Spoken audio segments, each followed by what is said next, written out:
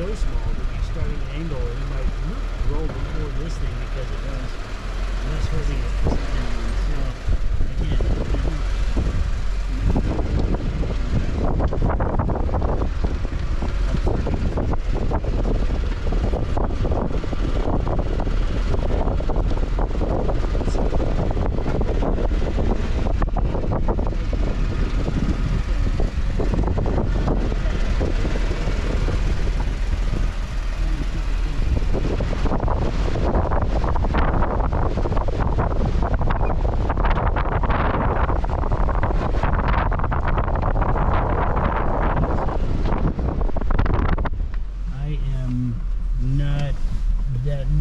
I think I have a bit of a ability to look at something and say, okay, that seems like it would be a bad idea based on what little my just physics observations of physics, but no and equation. from personal experience. And from experience, right? yeah.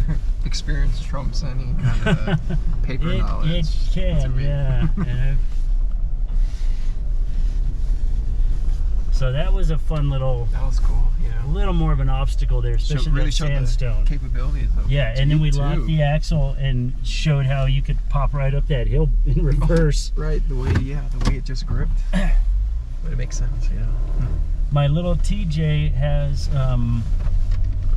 manual locking front hubs, but it has a Eaton Detroit locker in the front differential as well.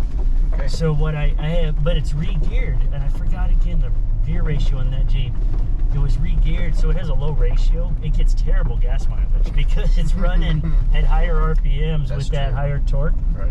But man, I'll drive that thing through stuff that most you'd have to be in four-wheel drive. But since I have the rear locker, I put it into low range. It's not in four-wheel drive. It's just in a low range using the rear locker.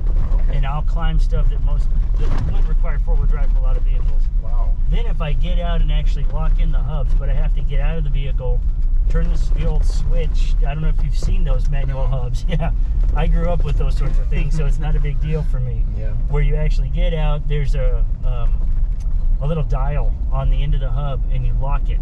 Okay.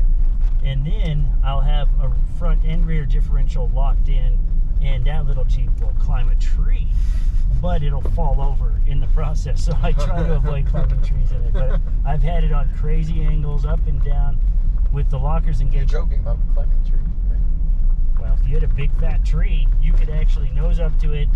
Yeah, I don't know. Oh, you mean like? Yeah, and it would go, but then it would eventually flip over. I've seen some videos of that. Yes, people doing that.